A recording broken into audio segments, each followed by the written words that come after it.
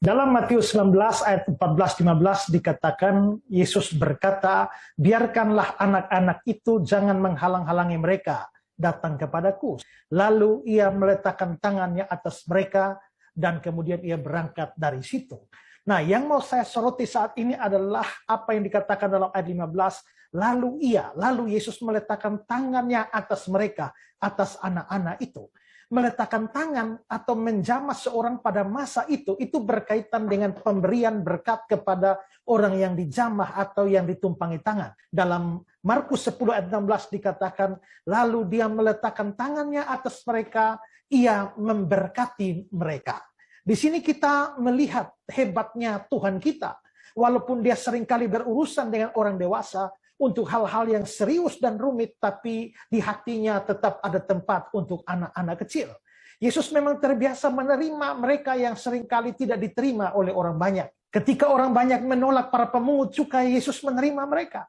Ketika orang banyak menolak berdekatan dengan orang-orang kusta, Yesus menyambut bahkan menjamah mereka. Dan ketika orang menolak orang-orang yang dianggap sebagai orang berdosa, Yesus justru bersahabat dengan mereka. Itulah sebabnya dalam Lukas pasal 7 ayat 34 dikatakan, lihatlah dia sahabat pemungut cukai dan orang berdosa. Dia dikenal sebagai sahabat mereka. Dan dalam teks yang kita lihat, ketika murid-muridnya sendiri menolak anak-anak, Yesus justru menerima dan memberkati mereka. Ya, Markus bahkan memberikan keterangan tambahan bahwa Yesus bukan hanya memberkati mereka saja, tetapi bahkan dia memeluk mereka. Lalu ia memeluk anak-anak itu sambil meletakkan tangannya atas mereka dan ia memberkati mereka. Dari semua ini terlihat bahwa Yesus itu memang orang yang sangat mengasihi dan sangat mencintai anak-anak. William Barclay berkata, Yesus adalah tipe orang yang peduli terhadap anak-anak dan sosok yang dipedulikan oleh anak-anak. Pasti dia adalah orang yang murah senyum dan suka tertawa dengan gembira. Ada sebuah lagu tempo dulu, Yesus cinta semua anak di dunia.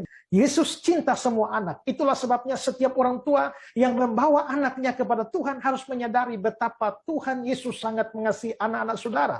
Setiap saudara yang menyadari bahwa Tuhan sayang terhadap anak-anak saudara harus membuat saudara mau membawa anak-anak saudara kepada Tuhan. Dan setiap saudara yang telah membawa anak-anaknya kepada Tuhan harus mengajari mereka betapa Yesus sangat mengasihi mereka.